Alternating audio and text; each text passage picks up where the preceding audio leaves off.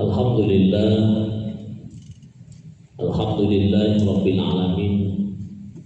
Wassalatu wassalamu ala ashrafil anbiya'i wal mursalin Sayyidina wa maulana Muhammadin wa ala alihi wa sahbihi ajma'in.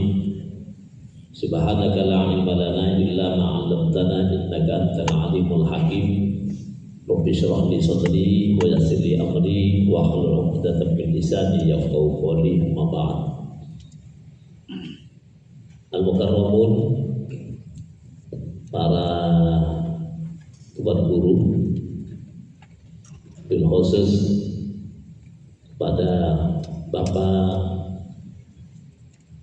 Dirjen Pendidikan Islam, dalam hal ini diwakili oleh Pak Kasudin, bagian pendidikan Ma'had Ali, Bapak Kiai Mahrus. Ini tadi saya bilang saya tambah Mahrus Ali karena bidang pendidikan Ma'had Ali. Selamat datang, terima kasih bisa hadir untuk membersamai kita. Yang sama-sama kita hormati, kita banggakan Bapak Rektor yang selalu kegiatannya tadi disebut Sajarah Murtafiah. Jadi beliau ini luar biasa, mobilitasnya sangat tinggi. Jadi pagi ada di Mataram, siang ada di Sumbawa, malam ada di Jakarta, besok ada di Pulau Baju. Ya, itulah enaknya tidak didampingi sama istri. Jadi memang kalau kepingin cepat berangkat ke sana kemari itu Tuan Guru Hamzah memang harus begitu.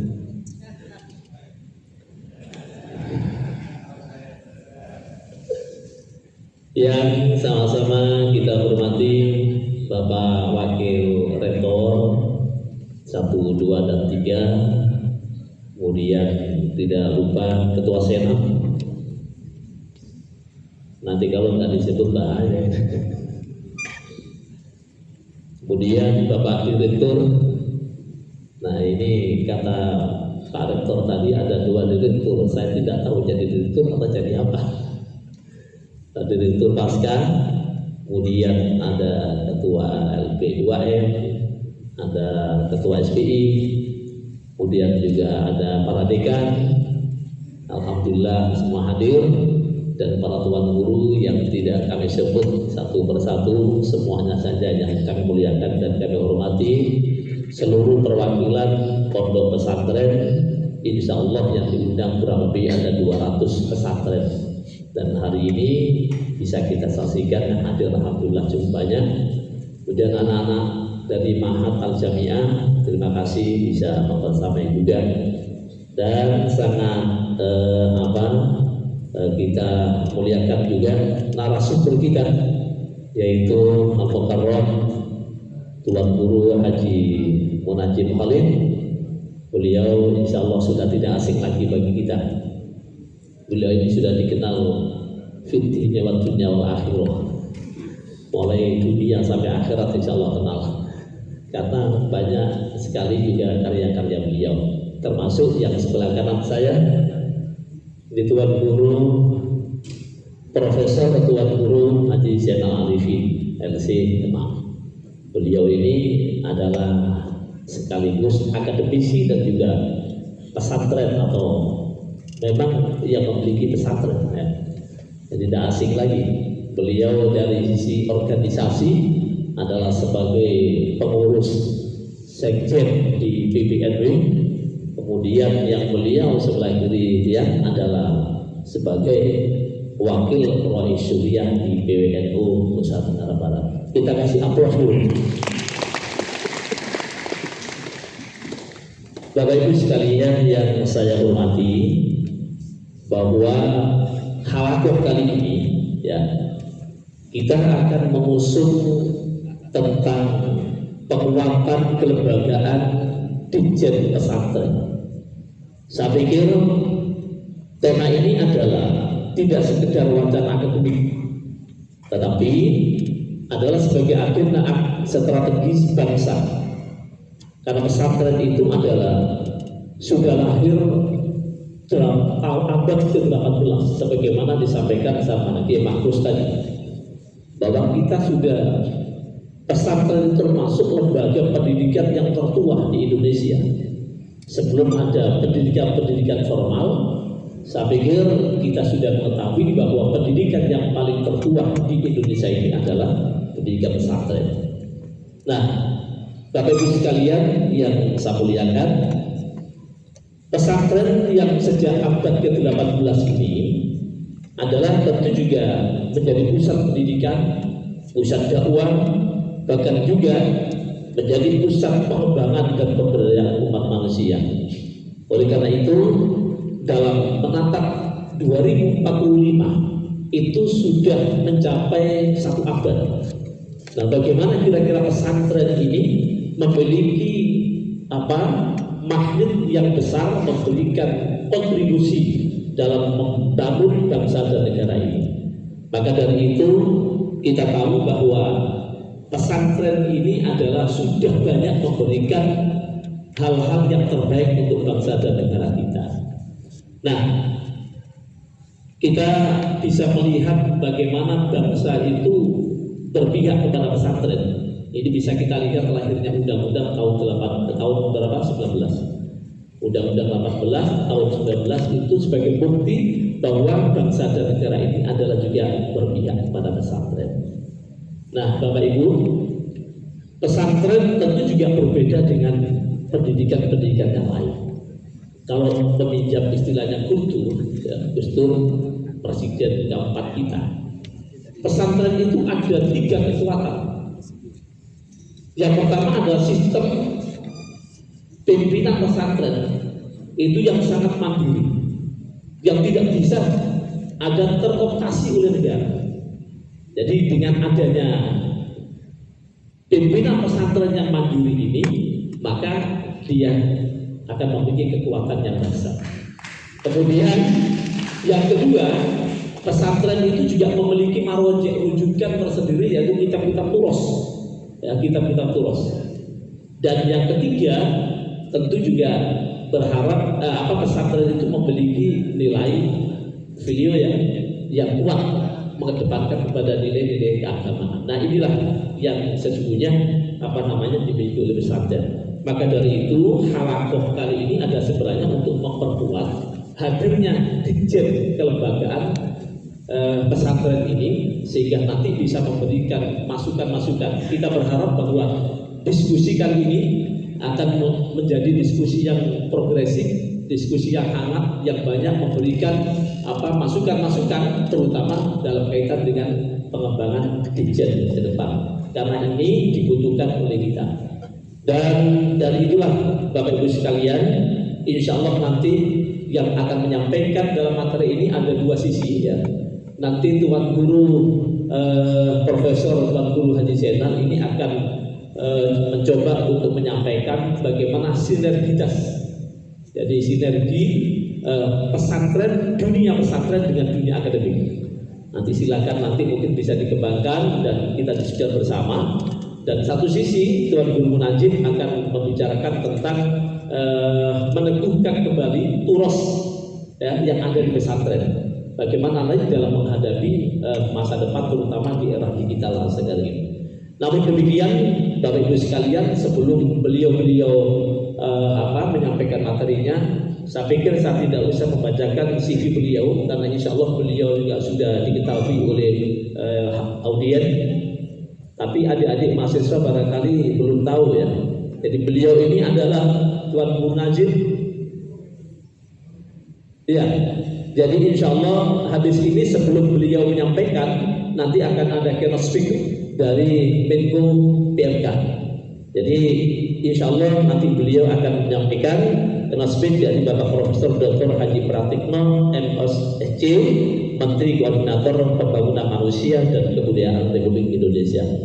Saya pikir begitu Bapak Ibu sekalian. Saya tidak memperkenalkan beliau, insya Allah sudah dikenal. Tuan Guru Najib ini ada pengasuh pondok pesantren Sesilen. Kemudian beliau ada pengasuh pondok pesantren di Yakub, di Lombok Tengah. Jadi insya Allah sudah paham semuanya, karena yang hadir ini adalah para pengelola pesantren. Maka dari itu Bapak Ibu sekalian, mari kita dengarkan terlebih dahulu kenospik yang akan disampaikan oleh Bapak Prof. Dr. Haji Pratikno MSc. Kami persilakan kepada beliau untuk menyampaikan sambutannya. Para alim ulama, para kiai, para nyai, pimpinan pondok pesantren dari seluruh penjuru Nusantara yang saya hormati, Bapak Menteri Agama, para pejabat eselon 1 dan 2 di lingkungan Kementerian Agama, serta seluruh hadirin yang dirahmati Allah. Hari ini adalah hari yang bersejarah, babak baru bagi institusi yang menjadi jantung peradaban Islam Indonesia. Atas nama pemerintah, saya haturkan terima kasih yang tak terhingga. Terima kasih kepada para kiai dan nyai yang tanpa lelah menjadi suluh bagi umat. Terima kasih kepada jutaan santri yang memilih jalan ilmu dan pengertian. Perjuangan Bapak Kiai, Ibu Nyai, dan seluruh santri adalah detak jantung bangsa ini. Sejarah mencatat dengan tinta emas, pesantren adalah kawah candra di muka para pejuang. Dari pesantren, resolusi jihad dikumandangkan. Dari bilik-bilik sederhana, semangat hubul waton minal iman. Cinta tanah air adalah bagian dari iman. Terus menyala, menjaga Indonesia sebagai rumah bersama yang damai dan toleran. Para hadirin yang berbahagia, kita memiliki kekuatan raksasa. Data Kementerian Agama mencatat ada lebih dari 42.000 pesantren dengan 12,5 juta santri yang terdaftar. Ini adalah modal sosial dan sumber daya manusia yang luar biasa. Jika kita berbenah, jika kita tingkatkan kualitasnya, kita tidak hanya memperkokoh persatuan, tetapi juga mengakselerasi kemajuan bangsa. Namun, kita harus jujur. Kita harus berani menatap kenyataan. Di balik kekuatan yang besar itu ada tantangan yang tidak kalah besar. Kondisi pesantren kita sangatlah beragam. Banyak yang masih berjuang dengan segala keterbatasan. Infrastruktur yang rapuh, sanitasi yang belum layak, hingga gizi santri yang perlu mendapatkan perhatian serius. Tragedi ambruknya bangunan beberapa pesantren adalah alam keras bagi kita semua. Ini tidak boleh terjadi lagi. Menjaga jiwa adalah salah satu masyarakat syariah yang paling utama. Di sisi lain, kurikulum kita seringkali belum menjawab tantangan zaman. Keahlian ilmu agama adalah fondasi yang tak tergoyahkan. Tetapi di era disrupsi sekarang ini, santri juga harus menjadi pemain. Mereka harus punya kail, bukan hanya ikan. Mereka butuh kompetensi vokasional, butuh literasi digital, serta butuh jiwa dan keterampilan kewirausahaan. Bapak Presiden Prabowo Subianto telah memberikan amanah besar dengan menyetujui pembentukan Direktorat Jenderal Pesantren. Ini bukan sekedar perubahan nomenklatur.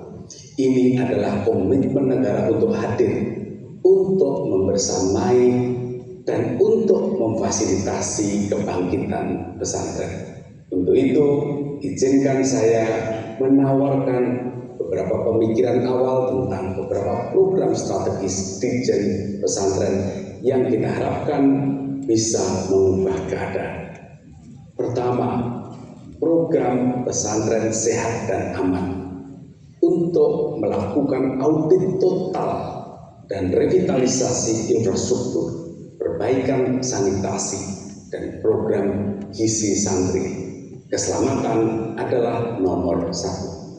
Yang kedua, program santri kompeten, mengembangkan kurikulum vokasional dan kewirausahaan. Santri harus siap kerja dan siap menciptakan lapangan kerja. Yang ketiga, program kiai dan nyai berdaya, yaitu meningkatkan kapasitas para pengajar baik dalam bidang ilmu agama kontemporer maupun non-agama. Yang keempat, program pesantren digital, yaitu mengakselerasi transformasi digital dari manajemen hingga metode pembelajaran. Bapak Ibu yang saya hormati, untuk menjalankan program-program strategis tersebut, Ditjen Pesantren yang baru ini harus membangun struktur organisasi yang lincah dan melayani. Ditjen ini harus terdiri atas unit-unit yang fokus pada solusi, bukan sekedar administrasi.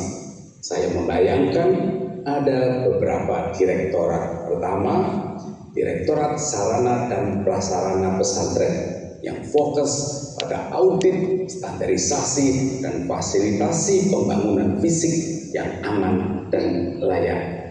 Yang kedua, Direktorat Kurikulum dan Vokasi Pesantren yang merancang jembatan antara kurikulum agama dengan kebutuhan industri, kebutuhan pasar kerja, dan kebutuhan ekonomi kreatif. Yang ketiga, Direktorat Kemandirian dan Kewirausahaan Pesantren yang membina unit-unit usaha pesantren agar menjadi pilar ekonomi umat dan sekaligus media pembelajaran bagi para santri.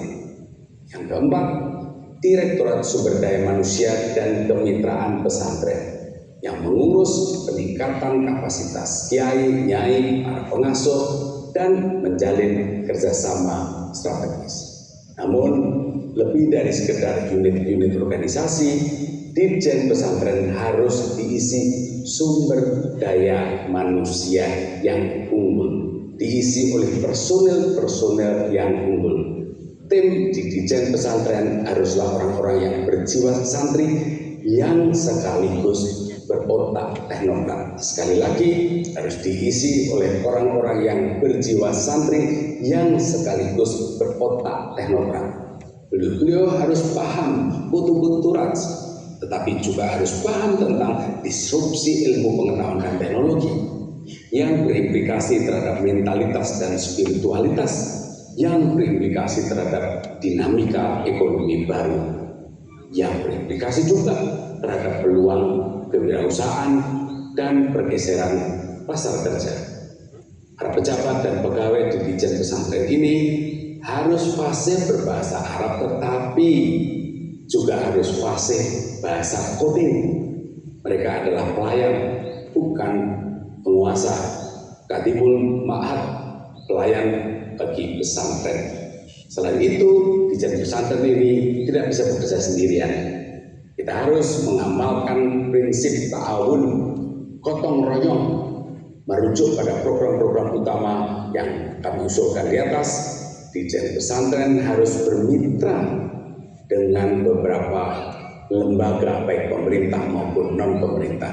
Misalnya antara lain Kementerian Pekerjaan Umum atau juga Kementerian PKP untuk perumahan yang melakukan audit dan pembangunan infrastruktur, dengan Kementerian Kesehatan untuk program kesehatan santri, dengan Kementerian Ketenagakerjaan, Kementerian Koperasi, Kementerian UMKM, Kementerian P2MI untuk pelatihan vokasi dan pengembangan bisnis, dengan Kamar Dagang dan Industri Kadin Indonesia dan dunia usaha secara keseluruhan sebagai penyerap lulusan dan mitra bisnis bagi pesantren, serta filantropi dan organisasi masyarakat sipil untuk mengakselerasi program-program pemberdayaan. Bapak Ibu hadirin yang saya muliakan, jalan ke depan tidaklah mudah. Tapi kami di Kemenko PMK sangat antusias untuk mendukung Ditjen baru dan Kementerian Agama secara keseluruhan dengan niat yang lurus dan ikhtiar yang tak pernah putus. Insya Allah kita akan sampai pada tujuan. Mari kita jadikan Ditjen Pesantren ini sebagai rumah kita bersama, rumah untuk merawat tradisi, sekaligus rumah untuk menjemput inovasi. Terima kasih. Wassalamualaikum warahmatullahi wabarakatuh. Masing-masing, dan nanti akan lebih banyak kita berdiskusi, berdialog, karena harapan kita halaqah ini adalah banyak memberikan kontribusi, ya, kontribusi tentang pondok pesantren. Kami persilakan Fadhilatul Maskurah.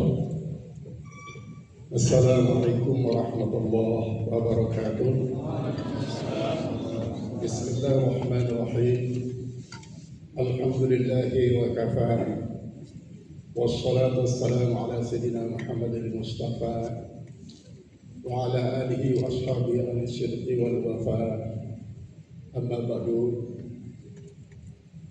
Bapak Direktur Kasubdit Pendidikan Mahat Ali yang sangat hormati, Bapak Profesor Amin, Bapak Rektor UIN Mataram bersama para Bapak Rektor, Bapak-Bapak Dekan, Ibu Dekan bersama para kajur, Al-Mukarramun, para guru pimpinan pondok pesantren, Indonesia Tenggara Barat yang sempat hadir pada kesempatan ini, para yang hadir, para guru-guru kami, guru kita yang sangat-sangat mumpuni dalam bidangnya di pondok pesantren, wabil khusus Bapak Profesor Dr. Zainul Arifin dan moderator, semua yang telah dihormati oleh Bapak moderator, kami juga menghormatinya lebih banyak karena ini ikhtisar dalam kaitannya dengan korelasi antara betul-betul dengan kitab kontemporer. Sebuah qawaidul fiqhiyah mengatakan al-muharasatu al-salafil hasan wal muharasatu al-khalafil ahsan, yang sama artinya dengan al-muhafazatu al-qadimis salih wal muhafazatu al-jalil aslih.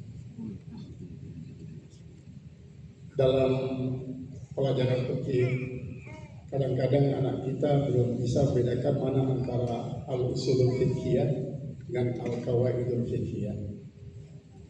Itulah sebabnya maka perlu ditajdid sistematika daripada pembelajaran pondok pesantren, sehingga korelasi antara kutubut turas dengan kutubul jadid itu akan menjadi suatu dua wajah yang saling mendukung, sehingga anak-anak kita di samping menghafal banyak kitab, juga mereka tidak ketinggalan sains, karena mereka juga banyak telah mendasari pengetahuan sainsnya itu adalah dengan ayat-ayat yang berkaitan dengan sains. Sesuai dengan apa yang dituliskan kepada saya telah melihara tradisi pesantren di dalam pada qasidah kalau salah ini yang Ar-Rajaz, yang aruf pertama sahatun sahih, azannya mustaqbilun. Mustaqbilun, mustaqbilun, mustaqbilun, mustaqbilun, mustaqbilun, mustaqbilun, mustaqbilun, mustaqbilun, mustaqbilun, mustaqbilun, mustaqbilun, mustaqbilun. Tis'atu adatin minal ma'idin, taqdimul adabi min amil ulumi, khidmatu syaihi huwa kal wahidin, ukhwatu tullabi minal ma'zumi, darsul kutubi wahidan min wahidin, la siyamal kutubi bil musbut ma'zumi, la siyamal kutubi bil manzumi, awraduhum min azabi min awradi, tadribur riyadhi lil maksumi, hifzul kutubi min adatil muridin, i'rabuhum ibaratul mafhumi, aishuhum bil jama'ati bil ma'hadi,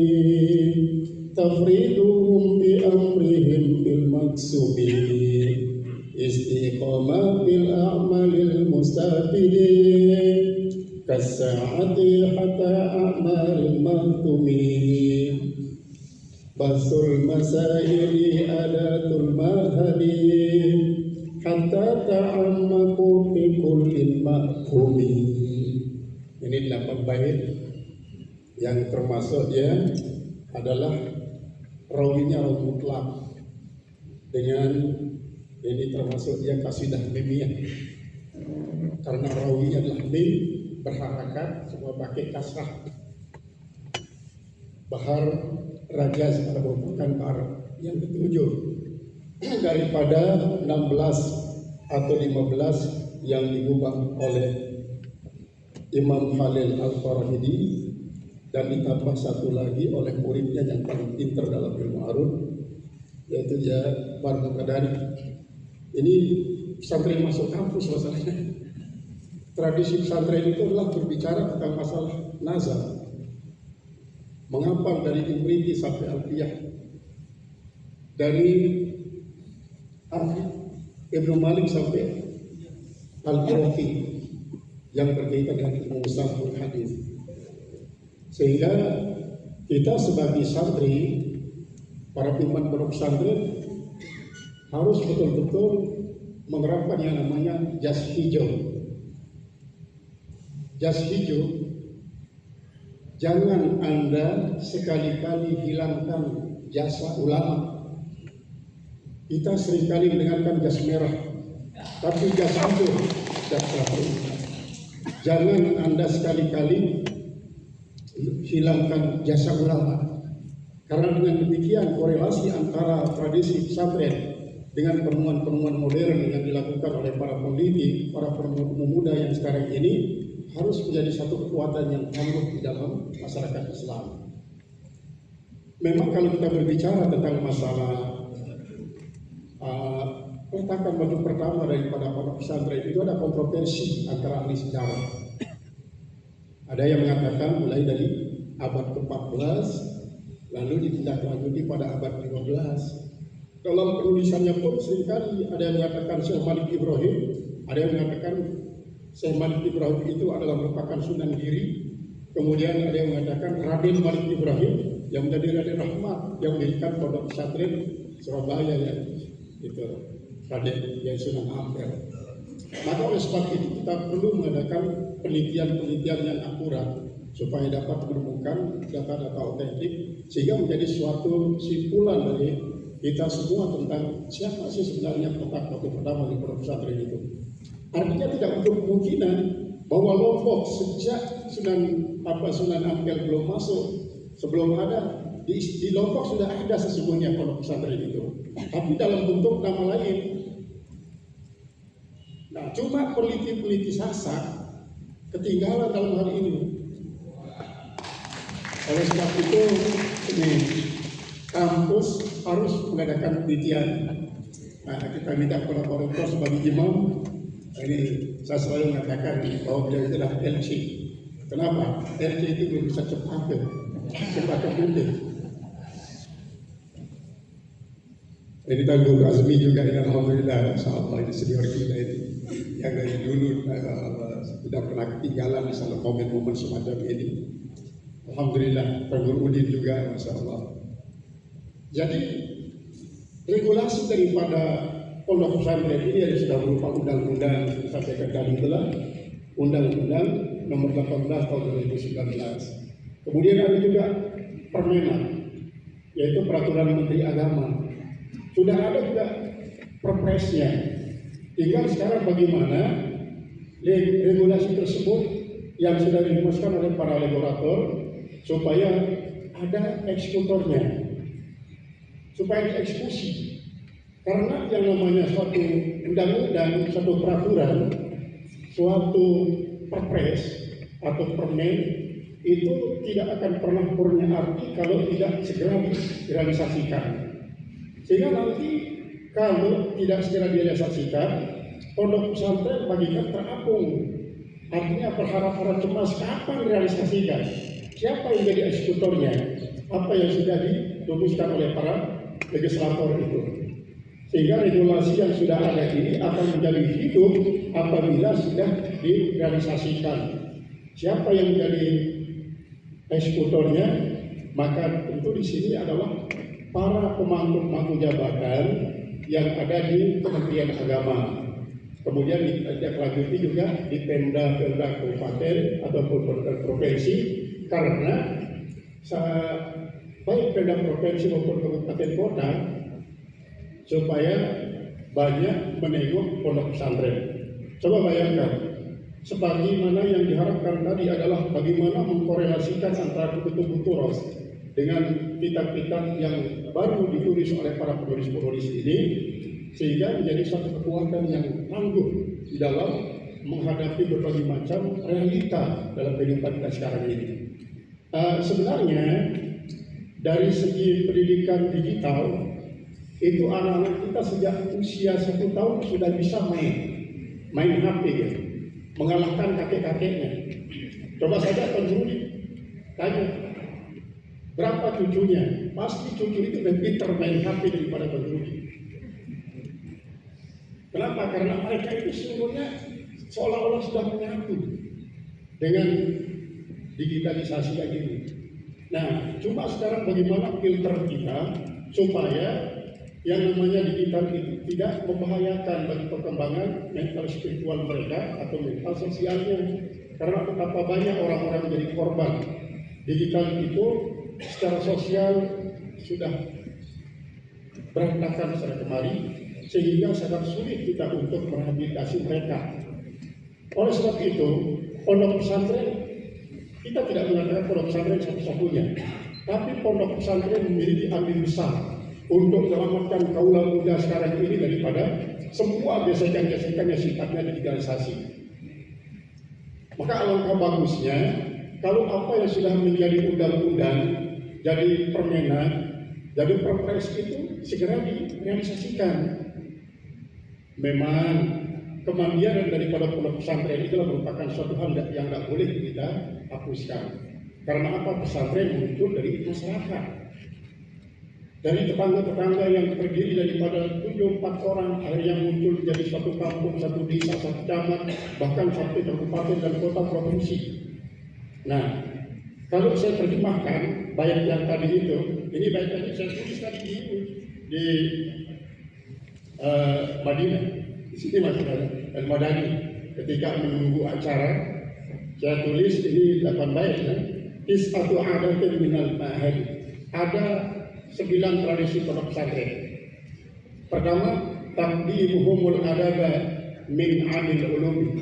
Dia lebih mengutamakan adab daripada ilmu yang secara umum. Artinya, sebelum anak ini diberikan ilmu, mereka diajarkan adab dulu kepada kiai, kepada para ustaznya. Yang kedua, khidmatus syuyuhi huwa kalwahidi, yaitu kedua adalah khidmah kepada para syekh, kepada asatidz. Itu adalah merupakan satu-satunya yang paling utama. Yaitu bagaimana seorang santri diberi khidmah. Tapi mudah-mudahan jangan sampai orang yang kontroversi yang kita mengatakan bahwa khidmahnya santri merupakan eksploitasi kiai terhadap santri. Khidmah ini bukan seperti itu. Karena apa? Hayatul ilmi bil mutala'ah wa barakatul ilmi bil khidmah. Ilmu itu akan menjadi berkembang adalah dengan banyak mutala'ah, tetapi keberkahan itu adalah sangat bergantung pada khidmahnya seorang santri kepada para kiai. Nah, jangan sampai selesaikan khidmahnya para santri ini katakan eksploitasi. Kemudian bahkan itu ada dalam babak Demak itu, bukan berarti tradisi pesantren, tradisinya saat itu merupakan adopsi daripada keraton, bukan, tapi dia tumbuh secara normal, tidak pernah disuruh. Kadang-kadang para santri itu mereka sendiri yang membuat suatu khidmahnya kepada para kiai, para pendulu. Sekarang sudah hampir merata pondok-pondok pesantren yang ada di NTB ini. Ketika kita lewat di hadapan mereka, terus mereka itu menunduk. Semua menunduk, tidak ada yang berani mengangkat muka. Karena apa? Bukan disuruh, tidak disuruh oleh para guru kita, tapi mereka sendiri yang mempunyai inisiatif keorganisasian. Ini mohon maaf kalau kami di Pondok Pesantren Al-Ilhami tidak pakai OSIS, tidak pakai OSAT, tapi utama. Utama itu adalah sekitar daripada ukhuwah talabah al-mahadiyah kalau di pondok, kemudian di madrasah ukhuwah talabis madrasah. Tidak pakai itu OSAT ataupun OSIS. Karena apa? Supaya ada terjadi pengembangan pemikiran di pondok pesantren. Tidak monoton kepada suatu istilah-istilah yang sudah ya boleh dibilang memang sudah populer, tapi perlu ada inovasi baru karena seperti yang katakan ada inovasi. Kemudian la siyama kutubu bil manzumi, terutama sekali yang mereka selalu oleh kitab-kitab yang pakai nazam. Ini kan sementara kita lihat nazam-nazam yang dipakai oleh kitab-kitab itu turos itu, baik Imriti, Alfiyah, Matan Zubat, Alfiyah Al-Iraqi, Alfiyah As-Suyuti, Ibn Mufi, itu pakai daraja semua. Apabila bisa kita menciptakan kitab-kitab yang pakai bahar mutakhari misalnya, yang pakai bahar tawil itu sudah ada pengembangan. Saya lihat ada kitab Arab yang ditulis oleh seorang doktor di Mesir. Ada pengembangannya yang mengatakan apa, kita tidak wajib terpaku terhadap apa yang ditemukan oleh Imam Khalil bin Ahmad Al-Farahidi. Kita juga bisa berinovasi.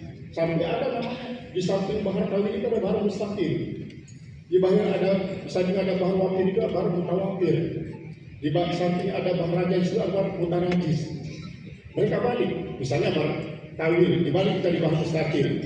Kalau bahar tawil itu kan Paulun mapailun, Paulun mapailun, Paulun mapailun, Paulun mapailun. Dibalik dari bahar mustaqim itu. Kalau tadi Paulun jadi awal, sekarang mapailun.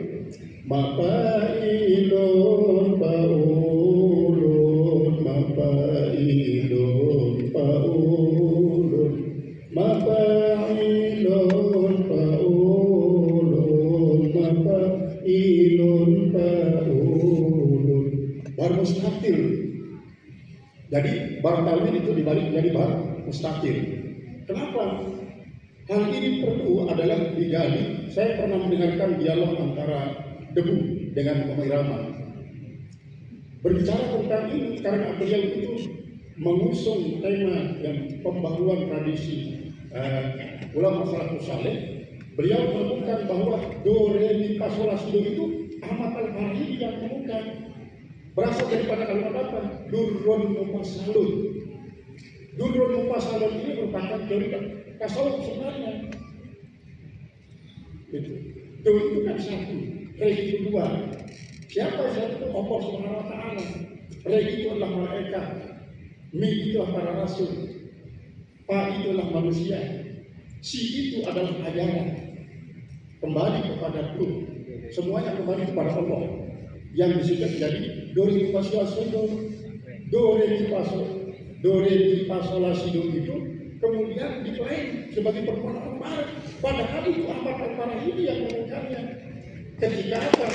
Ketika Imam Syibawayh dapat mengalahkan Ahmad Al-Farahidi tentang perbedaan pendapatnya tentang A'rabul Ma'arif, paling ma'rifat, si ma'rifat. Imam Khalil mengatakan A'rabul Ma'arif adalah isim dhamir. Sedangkan Imam Khalil mengatakan A'rabul Ma'arif adalah isim alam.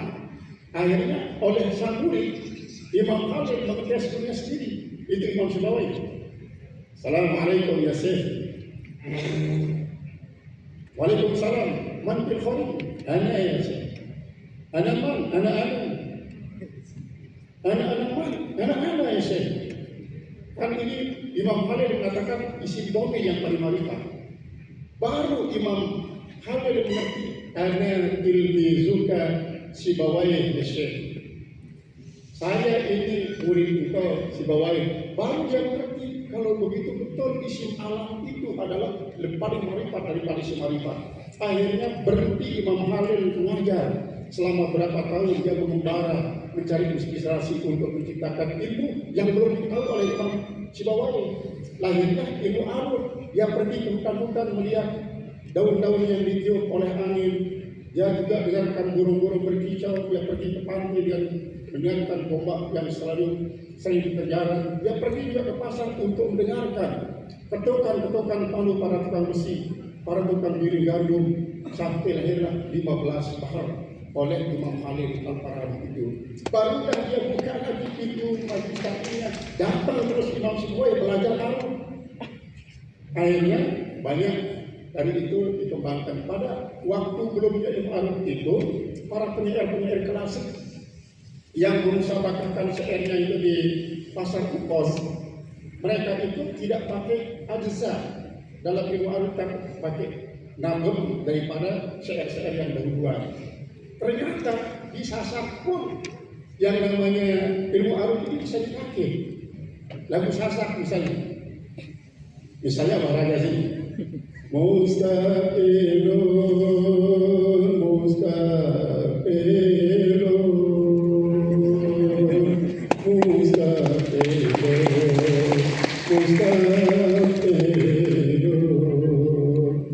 Ikan Sasak. Cuma mohon maaf, teman-teman kita yang budayawan Sasak belum pernah menengok ilmu arut ini.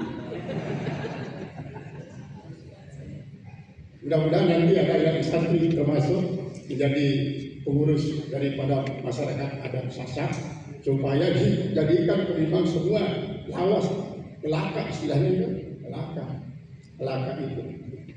Nah, kemudian kita lanjutkan, hifzul kutubi min adatil murid. Menghafal kitab-kitab itu adalah kebiasaan daripada murid. I'rabuhum ibaratul mafhum. Mereka mengirab juga ibarat kitab di i'rab. Dulu saya sempat ngaji di Tabur Hafiz. Beliau itu i'rab. Mutamimah yang ngaji i'rab terus dari awal. Terus beliau berkata, bau. Dengan dia penyebihan, bau dan guru. Di i'rab. Semua kitab-kitab di i'rab. Nah, sekarang santri kita bukan i'rab kitab saja, tapi Al-Quran di kita di i'rab. Jadi ada istilahnya tadarus di i'rab Al-Quran. Jadi bukan membaca Al-Quran saja, meng'irab tadarus, meng'irab Al-Quran dari Al-Fatihah sampai ke Raudhatul Nas. Nah, ini adalah merupakan salah satu daripada gebrakan-gebrakan baru pada pesantren untuk apa? Melestarikan jasa para ulama kita, sehingga kita jangan sampai terkecam dengan jasa hijau. Jangan Anda sekali-kali hilangkan jasa para ulama. Kemudian Aisyuhum bil jamaah bil ma'id. Kehidupan mereka itu secara gotong royong di pesantren itu. Kehidupan gotong royong ini bagi apa? Bagi yang memang perlu digotong royongkan. Kemudian apa? Tafriduhum bi amrihim bil maksumi. Adapun kalau yang sifatnya pribadi, maka mereka ada secara mandirian. Kemudian istiqamatun bil a'malil mustaqili. Lalu mereka istiqomah dalam melakukan perbuatan-perbuatan yang mendatangkan faedah. Kullu sa'atin hatta a'mal makhtumi. Setiap waktu sampai umur mereka ditutup. Artinya sampai memutuskan apa terakhir. Kemudian bahsul masail ada ilmu hadis. Bahsul masail adalah merupakan kebiasaan daripada santri pondok pesantren. Hatta ta'ammatu fi kulli mafhum, sehingga mereka mendalam pada semua apa yang dipahami. Nah, ini 9 adat pondok pesantren ini tidak boleh hilang, harus dilestarikan. Karena kita sudah berkomitmen untuk mengatakan al-muharasatu ala salatil hasan wal muharasatu bil khalatil ahsan, yaitu melestarikan hasil karya-karya daripada ulama salafus saleh yang bagus-bagus, kemudian mengadopsi hasil karya daripada ulama-ulama kontemporer yang lebih bagus, sehingga terjadilah korelasi ini yang kuat. Supaya mudah demikian kita di hadapan para sepuh kita, sepuh-sepuh pondok pesantren, misal pesantren yang sangat-sangat luar biasa, nanti akan mendapatkan masukan-masukan. Karena yang menjadi inti kita di sini adalah bagaimana realisasi daripada regulasi tersebut agar cepat realisasi dieksekusi oleh para pemangku jabatan penting baik di nasional maupun di daerah. Sehingga demikian kita pondok pesantren memiliki suatu payung hukum untuk dapat mengajukan berbagai macam permasalahan, terutama sekali yang berkaitan dengan masalah dana. Karena di dalam permen itu ada di situ salah satu butirnya adalah yang mendanai pondok pesantren itu negara. Ini belum realisasi. Itu hak daripada pimpinan pondok pesantren untuk mengajukan. Mudah-mudahan kita sepaham dengan beliau-beliau yang menjadi pemangku jabatan di Provinsi Tenggara Barat. Ini saja yang saya sampaikan dalam kesempatan ini. Mudah-mudahan nanti banyak masukan daripada para hadirin, para sepuh pesantren, baik yang muda maupun yang sepuh. Dan sebelumnya kami ucapkan terima kasih. Mohon maaf segala kekurangan. Assalamualaikum warahmatullahi wabarakatuh. Waalaikumsalam warahmatullahi wabarakatuh. Bismillahirrahmanirrahim.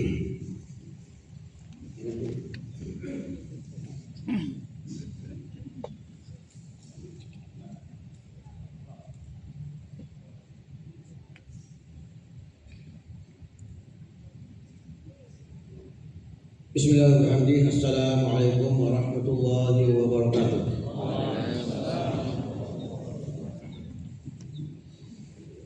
Bismillahilladzi khalaqal fikra. Bismillahilladzi khalaqal fahma.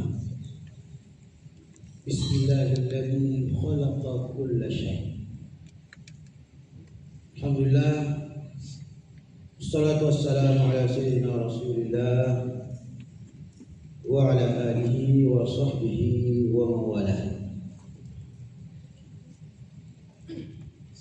Yang saya hormati Bapak Rektor Universitas Islam Negeri Mataram, Kanda Profesor Dr. Tengku Haji Masnun Tahir,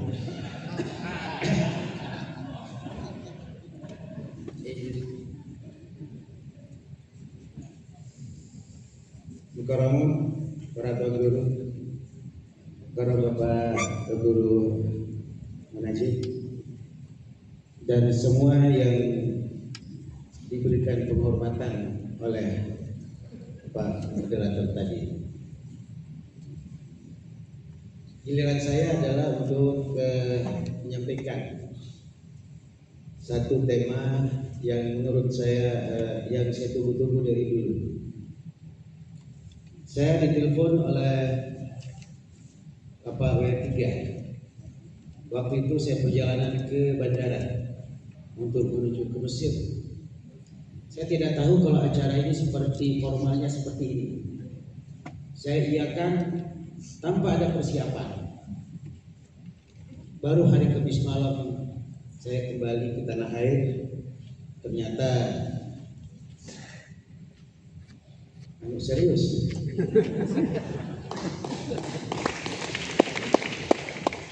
Dia akan coba memberikan mungkin satu pandangan dari sudut seorang pengasuh pondok pesantren, seorang guru, seorang ustaz, bukan sebagai akademisi, bukan sebagai guru besar di UIN Mataram, tapi saya akan berusaha untuk mewakili teman-teman para pengasuh pondok pesantren tentang apa yang dirasakan, apa yang diharapkan oleh pondok pesantren yang ada di sekitar kita, terutama di NTB. Saya tidak akan banyak menyampaikan, hanya beberapa slide untuk sekedar memantik diskusi dan harapan-harapan kita ke depan. Saya mulai dengan slide yang pertama.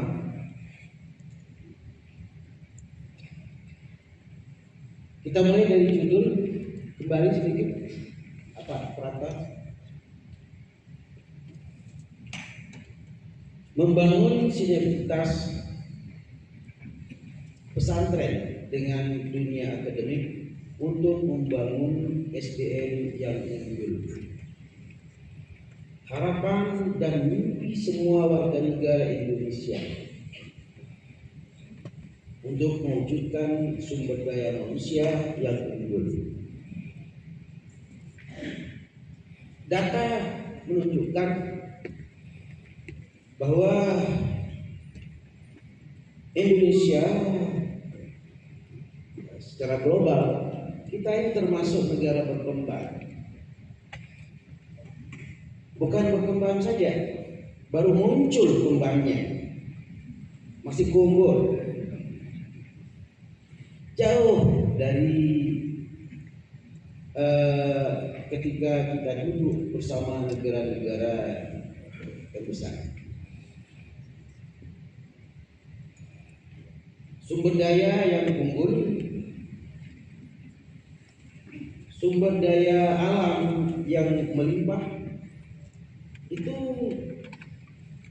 kunci dari seperti apa duduk kita bersama mereka ke depan. Maka mungkin dengan dua tokoh atau dua institusi yang besar ketika bersinergi, harapan kita semua akan menciptakan, melahirkan satu bangsa yang besar yang bisa dapat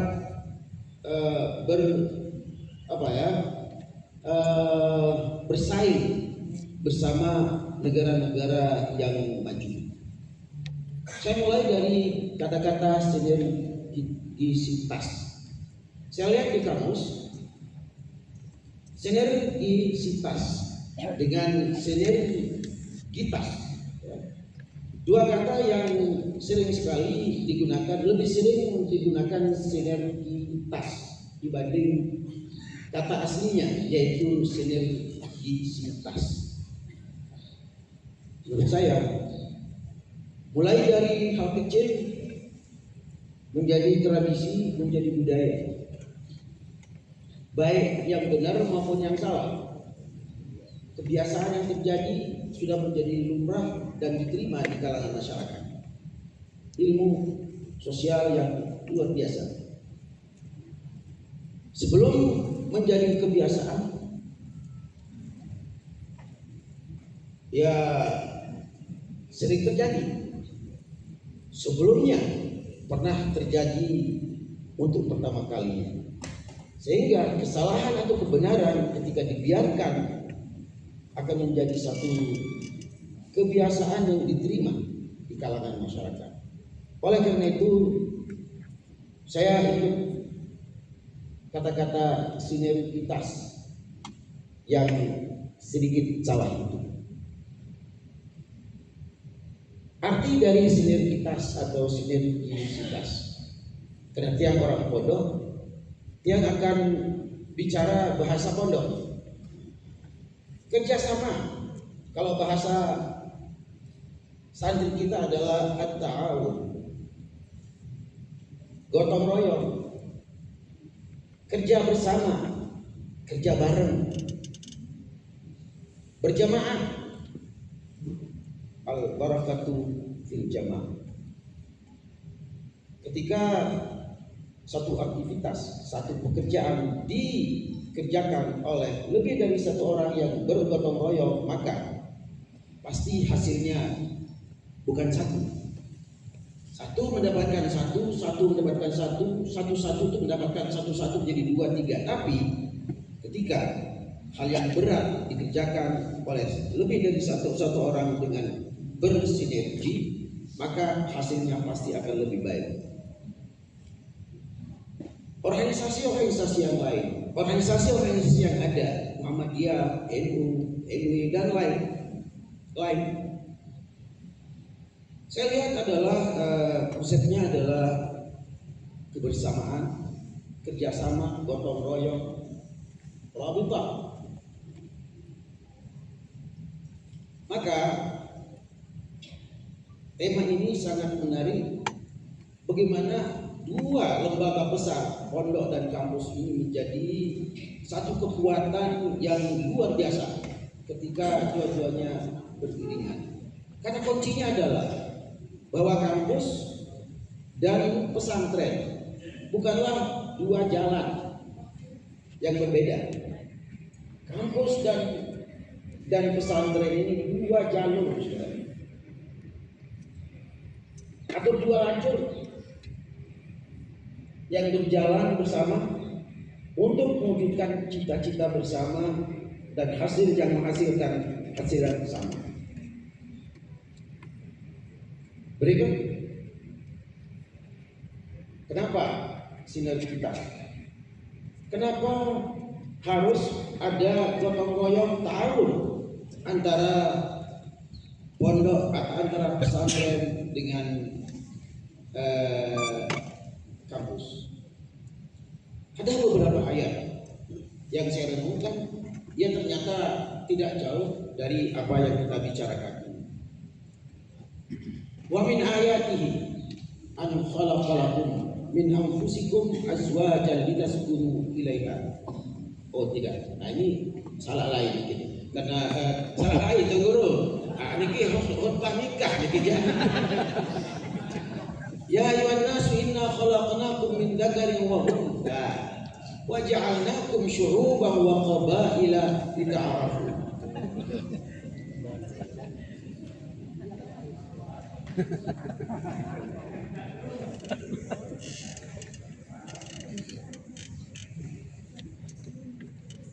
Anak sebut bangku disuruh khutbah nikah.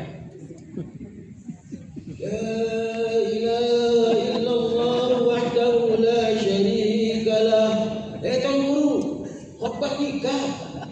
Aneh, apa baru bahasa? Anu kade mesti jual selaput tukar bahasa dah.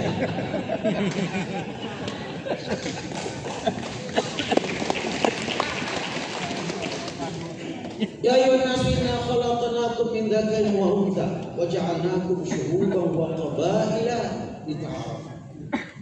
Kata kuncinya adalah lita'arafu.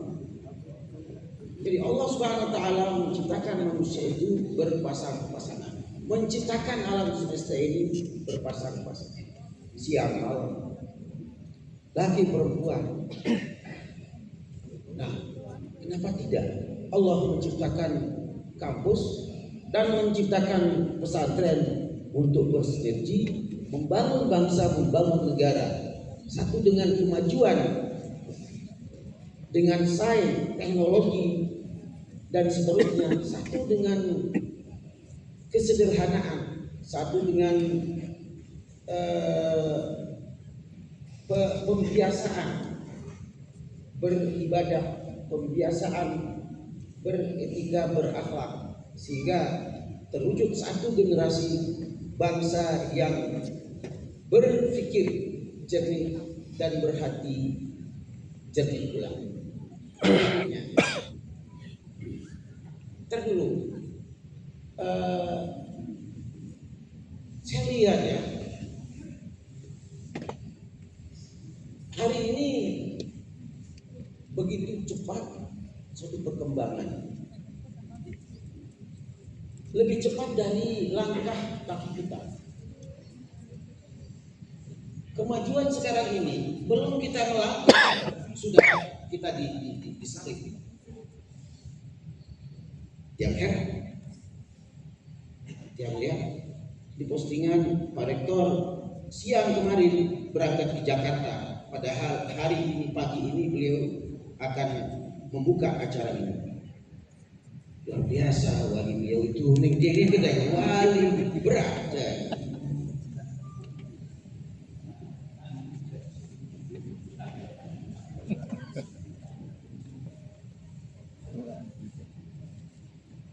Tanpa ada sinergitas kerjasama pondok atau pesantren dengan kampus, maka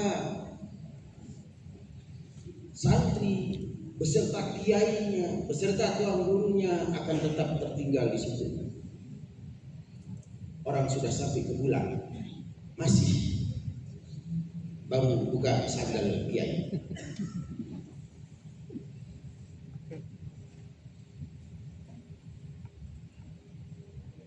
sinergitas antara pondok dan kampus atau pesantren dengan kampus itu bukan lagi kebutuhan lokal, bukan lagi kebutuhan orang tua yang melihat anaknya berakhlak atau melihat anaknya pintar-pintar, tapi kebutuhan global.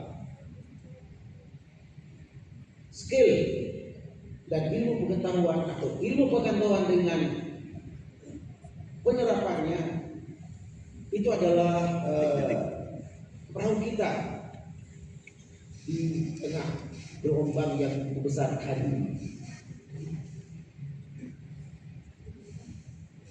Ada peluang untuk rekrutan tenaga atau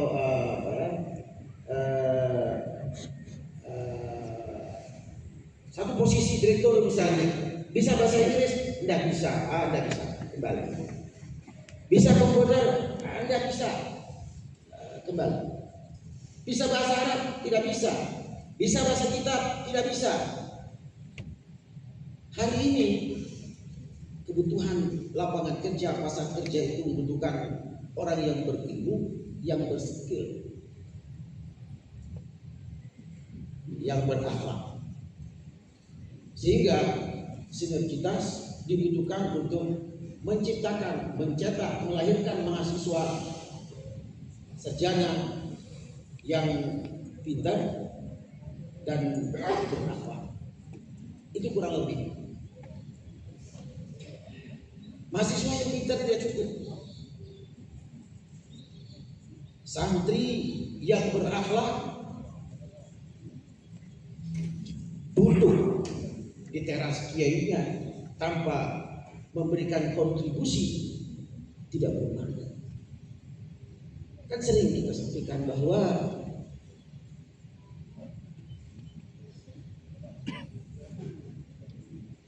anfa'un nas khairun nas anfa'uhum.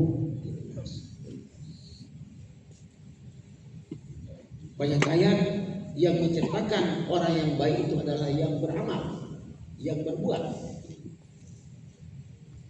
Sehingga yarfa'illahu alladhina amanu minkum walladhina utul ilma darajat. Ini bukan ayat yang menunjukkan fadilat ilmu, bukan. Tapi saya lihat bahwa ayat ini menunjukkan bahwa pentingnya kolaborasi antara iman dan ilmu pengetahuan. Seorang yang beriman harus punya skill, yang pintar harus punya akhlak dan beriman, kurang lebih seperti itu.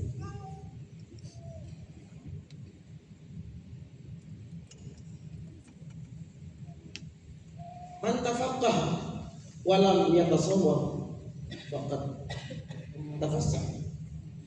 Wa man tasawwar walam yatafaqqah faqad tazandaq. Punya ilmu tidak mengamalkannya dengan baik, maka dia orang yang tidak baik. Kebaikannya itu tidak cukup kalau tidak menjalankan kebaikan itu dengan ilmu. Kurang lebih seperti itu arti pepatah atau kata ilmu tadi itu. Skill dibarengi dengan karakter, akhlak dan adab itu harus digerakkan dengan ilmu pengetahuan. Kampus dan pesantren sebenarnya satu sama. Dua lembaga yang sama, yang sama-sama berperan dalam mencerdaskan kehidupan bangsa. Pesantren kuat dalam membentuk karakter dan spiritual. Dunia akademik kuat dalam penguasaan ilmu pengetahuan dan teknologi. Berikut. Ini perbedaan persamaan antara pondok pesantren dengan kampus. Berikut. Ya tolong.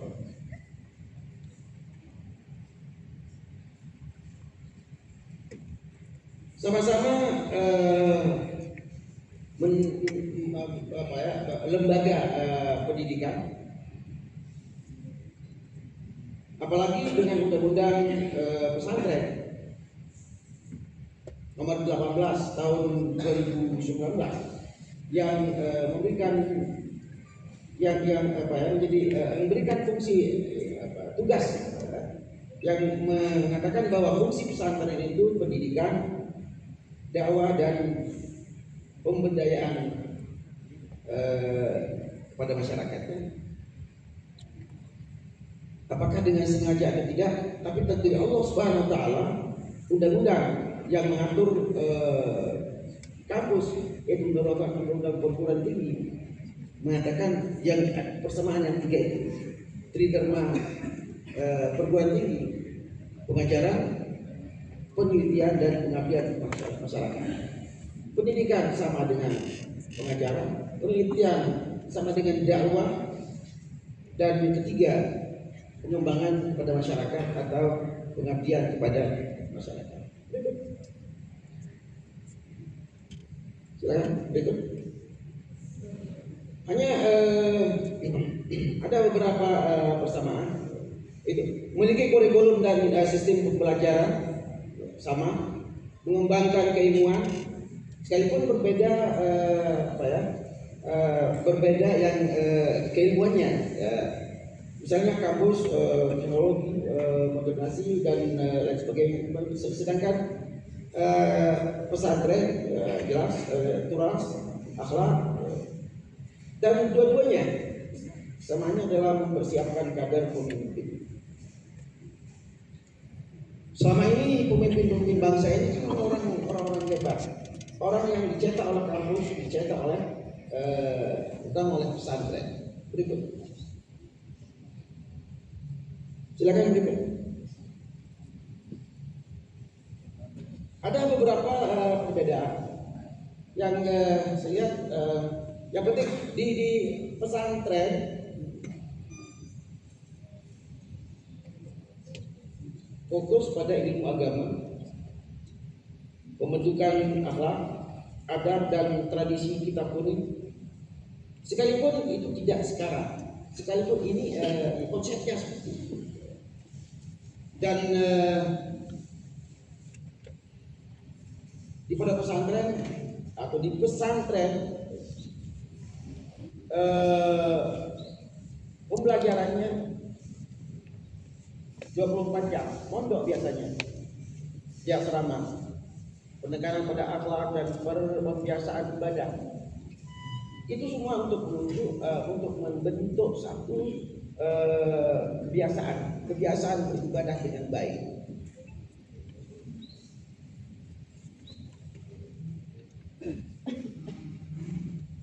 Berikut.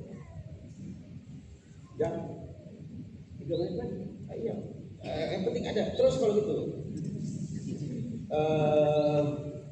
Ya.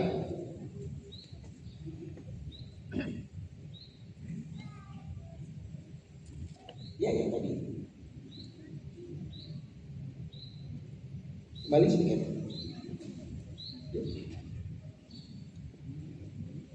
Kembali lagi. Nah, ini maju ini.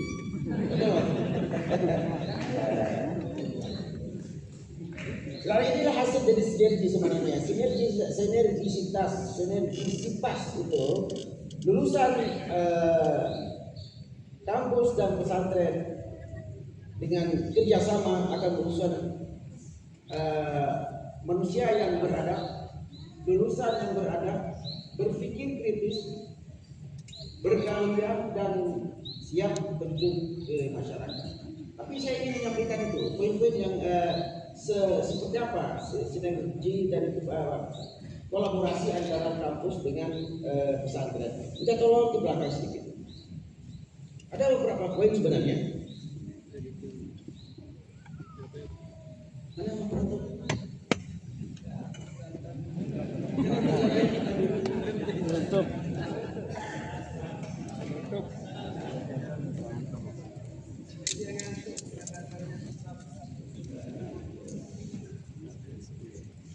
Ada poin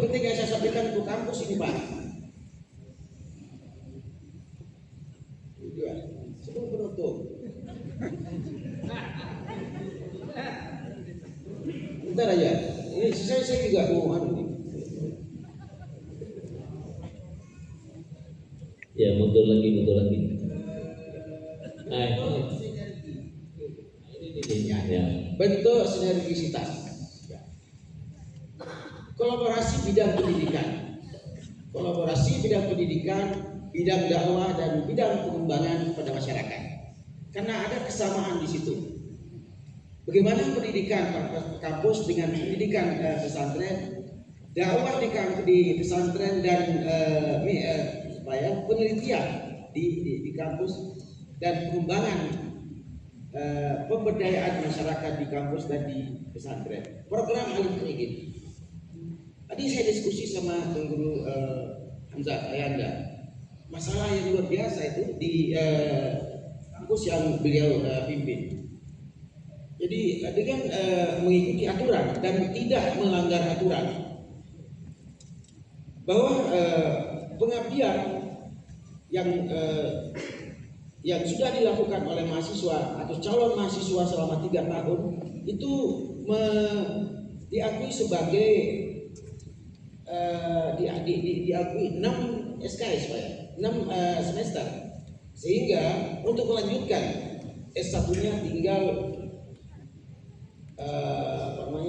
tinggal 1 tahun, Pak, ya, 2 tahun atau 1 tahun. Nah, yang saya masukkan dengan program Alim Kredit seperti itu. Mahasiswa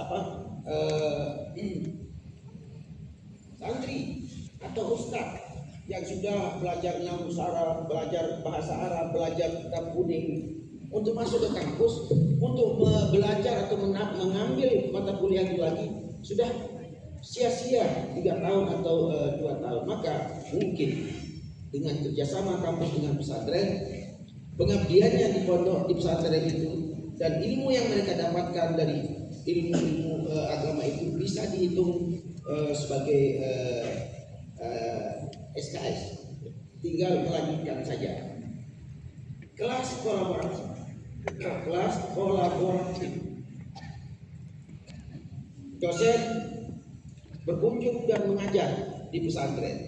Banyak yang diharapkan oleh pesantren itu, Pak. Kita di pesantren itu yang selalu diminta untuk mandiri. Tapi mandiri mencetak manusia yang membangun bangsa. Tapi segala-galanya mandiri. Kelas sendiri kita bangun, guru sendiri kita biayai. Mana kerjasama?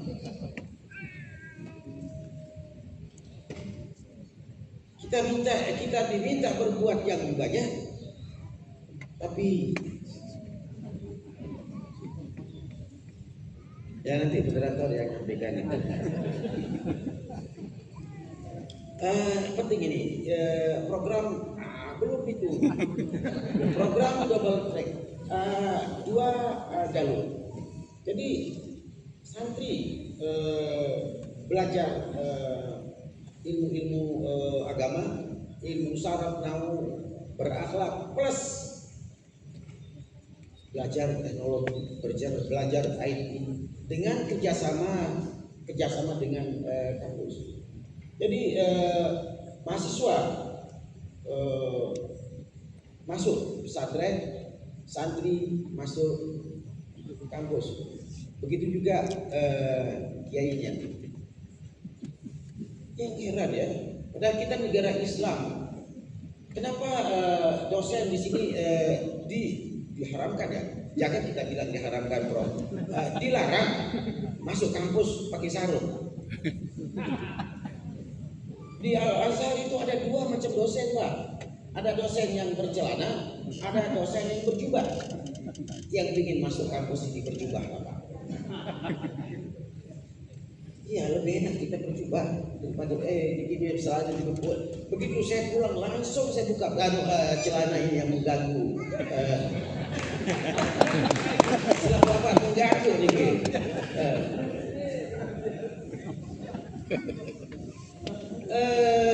Ya, berikutnya sudah silakan.